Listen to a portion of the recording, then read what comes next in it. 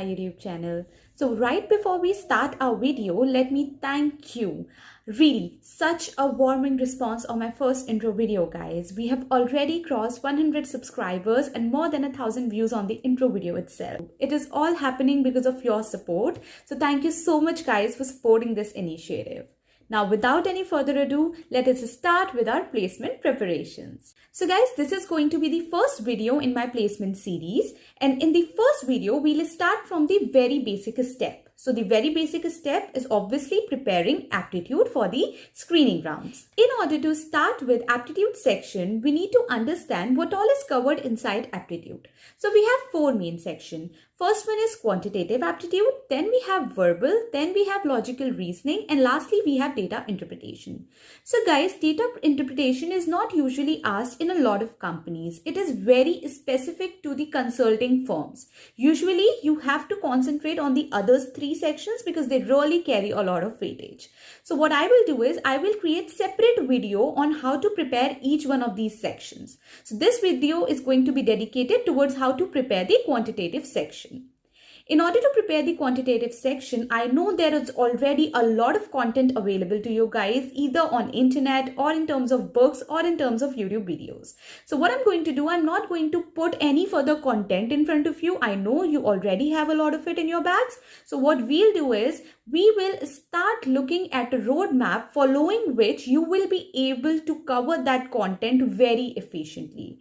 So guys, होता क्या है, मोस्टली हमें पता होता है क्या बुक्स पढ़नी चाहिए, कौन से वेबसाइट्स रेफर करने चाहिए, बट हम मिस आउट कहाँ कर जाते हैं कि पढ़ने की हम स्ट्रैटेजी कौन सी फॉलो करें जिससे हमने जो भी पढ़ा है वो एग्जाम डे तक रिटेन रहे हमारे पास, right?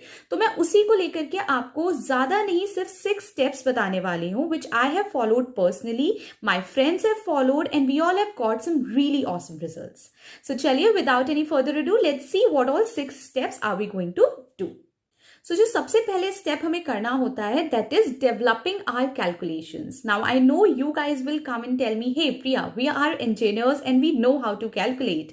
Then why do we need to improve our calculations? I know guys, I am also one, but let me put it some other way around so that you can understand a bit better. Right when we enter our colleges, we are advised to purchase a scientific calculator for all of our calculations, right? We get very habitual of doing that, and ultimately what happens is we prefer using a calculator even for the simplest of calculations that we need to do. Now, in an aptitude test, we are not allowed to carry a calculator.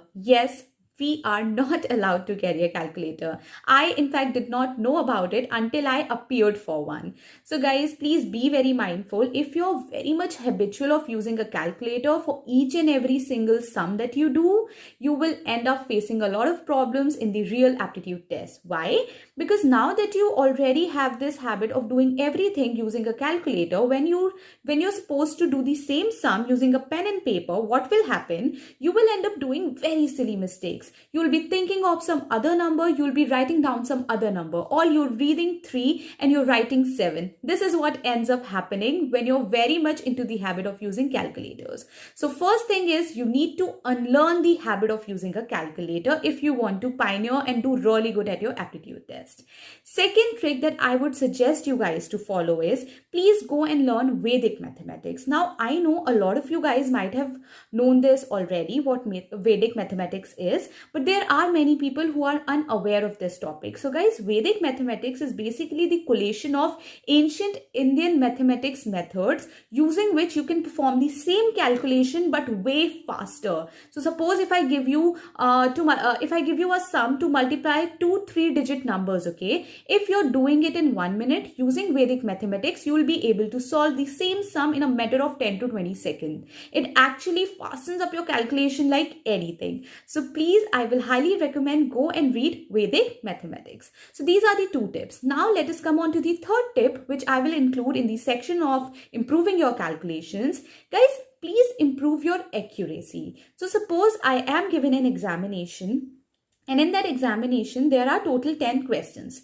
Now, it is not important that I go and perform very well and I try to attempt each one of those questions, but I end up making only 2 or 3 correct out of those 10. So this won't help me at all. Rather, I should aim at accuracy. So what do I mean by accuracy? Instead of attempting all 10 of them, I'll just pick those 7 which I'm very confident about. I'll do all of those 7 and make each one of them correct. So this is what I mean by practicing accuracy. You should exactly know that, okay, out of this question paper, this is the section which I'm going to attend. And if I'm going to attend this one section, then I'm going to make sure whatever question I'm taking, it has to be correct. So please try to be as accurate as you can. So this was my third tip. Now moving on to the fourth tip and the last tip. So guys, what happens is, always you have heard of this, your seniors also tell you, your professors have also told you that quantitative aptitude is nothing but the mathematics which you have already read from class 9 to 12th, and which is a matter of fact, it is nothing beyond that. But what changes from those sections to the aptitude exam that you are gonna give in your placements? The time frame. So earlier when I'm giving you a question, you have a whole lot of time. You have, let's say, 1 hour to solve the same question, and I'm sure you will be able to do that. But in the aptitude test, you will receive no more than a window of 30 to 60 seconds, that is 1 minute, in order to attempt the same question. So I'll highly recommend practicing all of your question in a very, very limited time frame. And I have researched a lot around this. Even in my time when I was preparing for a lot of aptitude exams, I used to see in what examination, how much duration will I get in order to solve a question. So I will highly recommend keeping your window not more than 30 to 40 seconds. Now, if in an examination, depending on the number of questions, if you're getting more than this window, it is always on a best, side for you. It is a very win-win situation. You have practiced to do a sum in 40 seconds and now you're getting 60 seconds. You can think more and you can make sure that the answer is correct. But in case you're getting time as less as 30 seconds, then again, you're very habitual of doing your sums in that window. So it will actually get you a very good practice of solving all of these questions. So guys, this is my first topic, which is improving your calculation. Under improving your calculations, I have listed 4 tips. First one would be, again, unlearn the habit of using calculators totally. Second one would be, please learn Vedic mathematics. Third one would be, try to be as accurate as you can. Practice accuracy. Don't go behind quantity. Please chase quality as well. And fourth and last one would be, you need to make sure that all the questions or sums that you practice, you have to practice them in a very limited time frame window. Just solving questions is not enough. You have to make sure that you solve them in a very limited time frame. Now moving on to the second step. So second step would be, you need to actually go and familiarize yourself with that concept. You need to know everything about that concept, okay? So for this, what you have to do is just Google it out. What all topics do I have in quantitative aptitude? Once you'll do it, you will be presented with a list of topics. Just take a printout and just put that list onto your study board. Once you have pinned that list somewhere, now you can see all the topics at a glance. Every day, what you have to do is just pick one topic and choose any of the books that I'm recommending. Now, I have personally followed these 2 books which have really helped me a lot.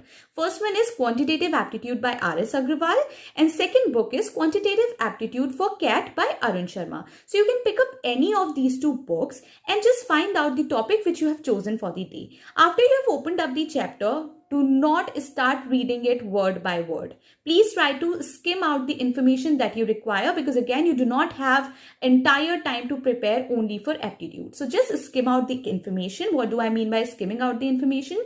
Just read what is necessary for you to identify, okay, this question belongs to that topic which I have read. Please try to familiarize yourself with that concept. Learn about the core concept. You need to learn, okay, why is this concept built? What is the benefit of solving such questions? Try to read the section that they give in the very beginning of the chapter. They try to tell you more about the topic rather than showing the questions directly. So just read it all. After you have read it all, do not spend so much time on it. Just familiarize yourself with the concept, and once you're done doing it, just keep that book and put it somewhere else. Now that you're done doing it, all you have to do is just jump onto the third step. So what is the third step? Now you have to find those short tricks and methods using which you are going to solve all of your questions very, very quickly. Yes, we are not going to follow the legacy way, the very, very long LHS equals to RHS way. No, we don't do it like that in any of the examinations, right? We have to find short tricks using which we can solve the same sum in a matter of 1 to 2 lines, right? So how to do that? Just Go and search that term or the topic on YouTube. You will find plenty of videos talking just about the short methods. All you have to do is listen to them very, very carefully. Try to memorize it. Again, try to memorize it. Do not force yourself to cram everything you're seeing, because that is something is not generally happening, right? If you'll cram it for a while, you will forget it later on. So just try to understand the concept. Where is this formula coming from? After you have understood it well, please maintain a formula book. I have had a formula book. It was very handy for me, and it is still being used at my home by my sister now, and even she loves it very much. So all you have to do is just take all of those short tricks and methods, whatever you're reading for that topic, and write them down in a diary. That diary will be called a formula book. Now this formula book is your lifesaver. On the day of examination, when you do not have any time to go through any YouTube video or to open any book, all you have to do is just carry your formula book with you. If you're confused or a little bit jumbled about any formula, all you have to do is just turn down to the page and read all about it. So please maintain a formula book. It comes very, very handy when you want to revise that topic. So after you have followed these 3 steps, you're very much equipped and ready in order to solve the questions of that topic. Now, how to solve the questions for that topic? Guys, there are 2 different sections. First section is solved examples and second section is solved questions, okay? So those 2 are intended for very, very different purposes. Please do not follow this lead that people give you, that please do solved examples as if they are solved questions. Do not look at the solution, only concentrate on the question and try to solve it. No, they are not the purpose what they are intended for. All you have to do is open up the solved questions. Now, if you want to open up the solved examples, you can again either refer to any of the books that I have mentioned, or you can go ahead and check them out on Google itself. So all you have to do is please do look at their solutions. So if I'm having a solved example right in front of me, I'll read the language of the question. Then I will think, okay, on the basis of the knowledge that I've gained from step 2 and step 3, that is the understanding of core concept and finding short tricks and methods, whatever understanding I have developed, what is the method coming to my mind in order to solve this question? Now, whatever method that is there in your mind, compare that method with the method that they have given in order to solve their example. Now you have to genuinely judge which one is better. If your approach is better, then congratulations, you have done a very good research and you're already in your path to success. But just in case you find that your method was not as efficient as theirs is, then you have to actually go ahead and add something to your formula book. Go through their solution, try to learn what is better in their solution, and then write that down in your formula book for further reference. So this is how you compare and make the best use of these solved examples. Now that you're done having a look at the solved examples, then just pick up and start solving questions. Now, in order to solve the questions, I will suggest you 2 methods. First one is again picking up any of these books. Once you have these books, there are always certain levels of difficulties. So if you're very, if you're a beginner or if you're just starting out with your preparations, do not directly jump onto the advanced questions. Try to practice the basic ones. Either you can practice all the questions from R.S. Agrawal, that is fairly a basic to medium book. But if you're referring to Arun Sharma, please try to solve only level of difficulty 1 at first. Once you have developed confidence that yes, we are able to solve all the questions very efficiently, then only move ahead to solving level of difficulty 2 of Arun Sharma. Or what you can do is skip method number 1, just directly jump onto method number 2. In method number 2, you can refer to some really good websites out there. So I always suggest these 4 websites. First one is CampusGate, other one is Prep Insta, third one is Face Prep, or you can always refer to Geek for Geeks. This is, it has been a god website for all of us out there always, right? So just refer to these 3-4 websites. You will find plenty of questions listed out there, whether it is quantitative aptitude or verbal, LR or DI, anything for that matter. And in fact, bifurcated topic wise as well. So just open up the topic and start solving questions. Once you're done solving a question, 2 things can happen. Either you'll be able to solve it very quickly. Again, remember the same time window without using a calculator and very accurately. You have to make sure that you will be happy only if you're able to solve a sum, taking all these 3 checkpoints, okay? If you're able to solve it, then there is a big go ahead.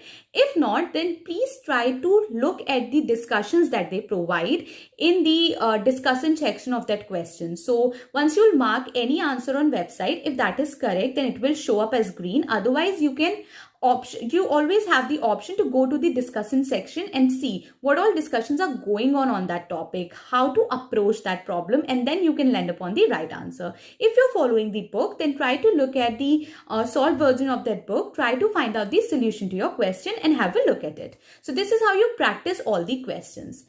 Now, if you're someone who do not have a lot of time, so the strategy until this moment that we have been following, it is for people who have around 1 to 2 months to prepare the entire aptitude section.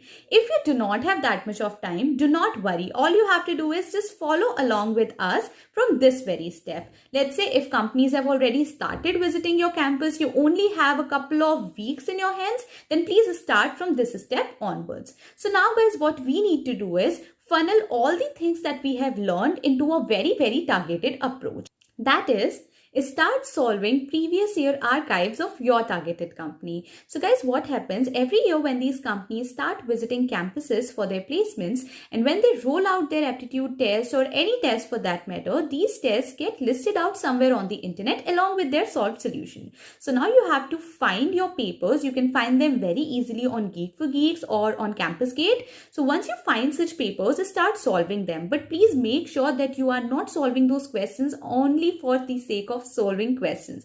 All you have to do is you have to make sure that you are solving that exam as if you're actually sitting for a placement test.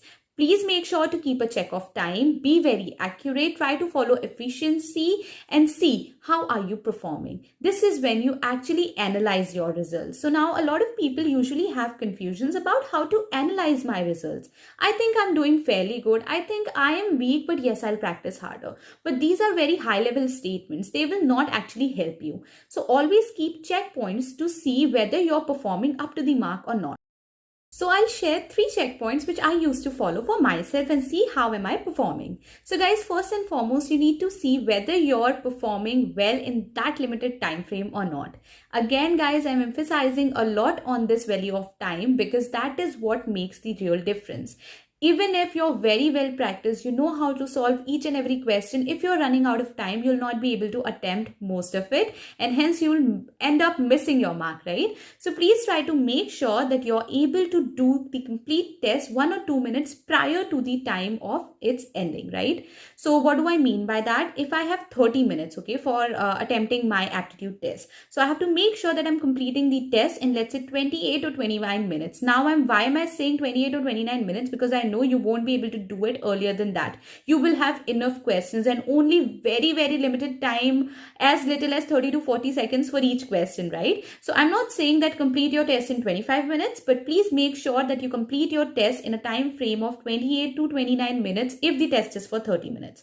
If you're completing it right in time, that is in 30 minutes, then please make sure that you have to still fasten up a little more. You have to practice fastening up all of those questions, right? So this is the first checkpoint that I used to follow. Now, second one again used to be whether I'm able to solve questions from each and every topic or not. If there are certain topics from which I'm always skipping the question. So if I see a question coming from profit and loss, I am skipping this. Again, in some other archive, I am having a question from profit and loss and I'm again skipping this. This means somewhere I'm weak in that concept. Either my understanding is not very clear or the methods which I follow are not very efficient or fast enough to get my question solved in the time frame of 30 to 40 seconds. So now this is when I used to realize, okay, these are my strong topics and these are my weak topics. I do not need to emphasize or read more on the strong topics.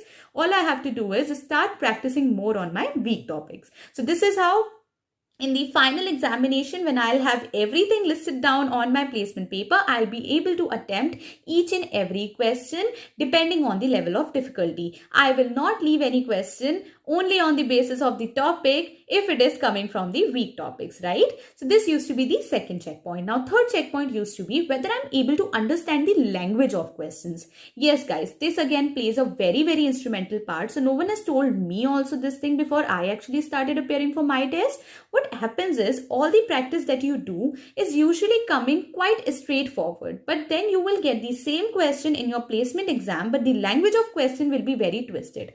Now you have done the exact same question, you know how to do this, but you will not be able to figure out that this is the same question which you have somewhat or somewhere practiced in your practice sessions, right? So please make sure that you're able to comprehend what is mentioned in the language of questions. So try to practice as many papers as you can and try to increase the level of difficulty little by little, step by step, in order to understand the language very well. So these are the 3 checkpoints. Please try to practice more keeping these 3 in mind. I'm very sure it will help you a real lot. So this is how I used to prepare for my placement exams.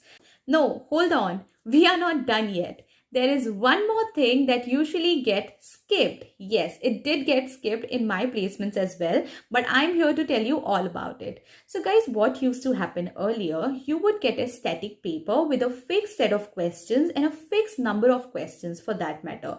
All you have to do is see if you're able to attempt a question, attempt it or skip it and move to the next question. There was no effect on it. But these days, there is one increasing trend. And what is that trend? The trend is coming out as adaptive papers. Now, what is an adaptive test? Guys, what happens is earlier companies used to present you with a very static paper. The number of questions and the type of questions used to be fixed. Nowadays, there is one trend going up. The question paper is going to actually adapt to your responses. What do I mean by saying this? Let's suppose you're attempting a question and you mark the correct answer. Then the next question is going to be a little more difficult. You again mark the correct answer. Then the third question will be even more difficult. Now you mark the wrong answer. So what will happen? The next question would be a little easier. This is how the type of paper or the pattern of that paper is going to adapt to the responses that you presented with. So guys, make sure you practice this type of exam also before appearing for the real company's test. You can again find a lot of them on the internet. I will also list a couple of websites that offers you with free adaptive tests to practice, right? So this was all about how to practice your quantitative aptitude and make a very strong command over this topic. I hope this video helps you guys to understand this topic a little better and practice it in a very efficient manner. Now, if you'll follow these steps, not just that you'll be able to have a confidence in this subject, you will also be able to retain everything very efficiently. You will not just forget, because again, remember, we have a formula book handy. As and when required, we can again visit back and see the formulas that we have written. So that was it about this video, guys. I hope you like it. Please make sure you like this video, subscribe to my channel and press the bell icon so that you get notified whenever I post a new video. Also, thank you guys for dropping in all of your queries in the comment section. I'm trying to answer each one of them. Now I'm collating each of your query and waiting for a couple of more queries in order to have a video dedicated to them. I'll see you all in my next video. Take care till then. Bye-bye.